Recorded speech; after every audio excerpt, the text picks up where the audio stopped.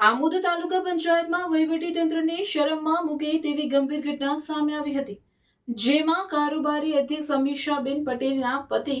કેતન પટેલ રવિવારે રજાના દિવસોમાં સફાઈ કામદાર પાસેથી ચાવી લઈને બિનઅધિકૃત રીતે અધિકારીની ખુરશી ઉપર બેસી હિસાબી શાખાના કોમ્પ્યુટરમાં હસ્તક્ષેપ કરતા મીડિયા દ્વારા રંગે હાથ ઝડપાયા હતા। આ સમગ્ર ઘટના મીડિયામાં પ્રકાશિત થતા આમોદ તાલુકા પંચાયતની કાર્યપ્રણાલી સામે ગંભીર સવાલો ઊભા કર્યા હતા। જો કે સાચા દોષિતો સામે કાર્યવાહી કરવાની જગ્યાએ રજાના દિવસે ઓફિસ ખોલી આપનાર સફાઈ કામદાર અશોક સોલંકીને ઇન્ચાર્જ તાલુકા વિકાસ અધિકારીએ ફરજ પરથી મુક્ત કરતા ભારે વિવાદ સર્જાયો હતો। આ નિર્ણય સામે અખિલ ભારતીય સફાઈ કામદાર સંઘના પ્રમુખ હીરાભાઈ સોલંકી રોષે ભરાયા હતા અને જણાવ્યું હતું કે નિર્દોષ સફાઈ કામદાર સામે કરવામાં આવેલી કાર્યવાહી અન્યાયપૂર્ણ છે। સંઘે તાત્કાલિક અશોક સોલંકીને ફરી ફરજ પર લેવા માંગ કરી છે,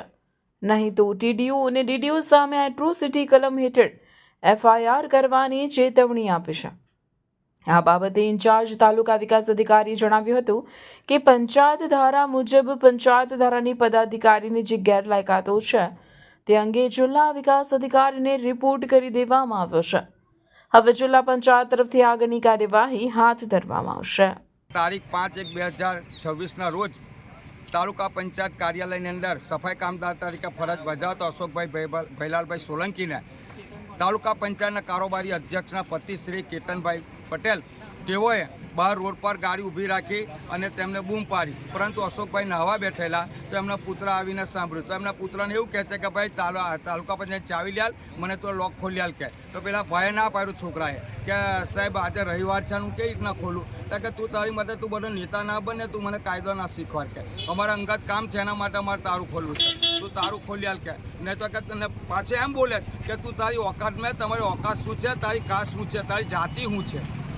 કારણ કે તમે જો કરે છે તમે ભંગ્યા મને આવો કાયદા શીખવાડશો તો અમારા તાલુકામાં નેતાગીરી કરવાની બંધ થઈ જાય। માટે આપ સાહેબને મારી જિલ્લા વિકાસ અધિકારી સાહેબ અને ગાંધીનગર બેઠેલા અધિકારી તેમજ પદાધિકારી મારી વિનંતી, મંત્રી સાહેબને મારી વિનંતી કે આમોદ તાલુકા પંચાયત સફાઈ કામદાર વાલ્મીકી સમાજના જે અશોકભાઈ ભૈલાલભાઈને જે છૂટા કરેલા એને દિવસ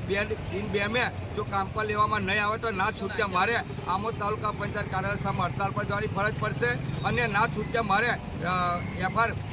એટ્રોસિટી કેસ બનાવીને એફઆઈઆર ભરવાની ફરજ પડશે જિલ્લા વિકાસ અધિકારી સાહેબ અને તાલુકા વિકાસ અધિકારી સાહેબ સામે, કારણ કે આ એક વાલ્મીકી સમાજનો ગરીબ માણસ છે અને તમારા કારા ધોરા કરવાના હોય, જે કરવાનું હોય અને જે કરતા હોય તેમે તમારે અમારે એક નાના માણસ સફાઈ કામદાર શા માટે તમે એનું શોષણ કરી રહ્યા છો, અત્યાચાર કર્યા છે। માટે આપ સાહેબને મારી વિનંતી કે તાકીદે આ સફાઈ કર્મચારીને એને ન્યાય મળવો જોઈએ, નહીં તો ના છૂટતા મારા ગાંધીજન માર્ગ અપનાવવાની જરૂર પડશે। જય ભીમ, જય હિન્દ। તારીખ 4 જાન્યુઆરીના રોજ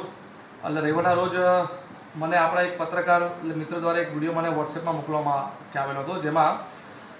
તાલુકા પંચાયતના કારોબારી અધ્યક્ષના પતિ શ્રી કેતનભાઈ પટેલ કે જેઓએ એટલે રવિવારના રોજ તાલુકા પંચાયતનું તાળું ખોલીને હિસાબી શાખાનું પણ તાળું ખોલીને અંદર પ્રવેશ કરેલો હતો અને અંદર કામગીરી કરી રહ્યા હતા, જે ખરેખર ન થવું જોઈએ।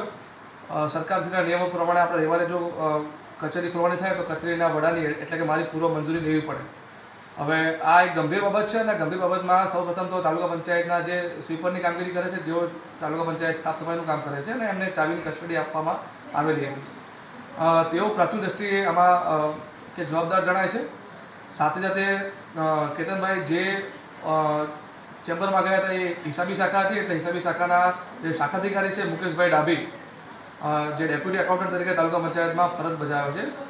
તેઓને પણ આપણે નોટિસ સર્વ કરવામાં આવી હતી અને તેઓએ નોટિસના ખુલાસામાં જણાવ્યું કે તેઓ એમની ચેમ્બર બંધ કરીને ગયા હતા, પરંતુ બહાર જે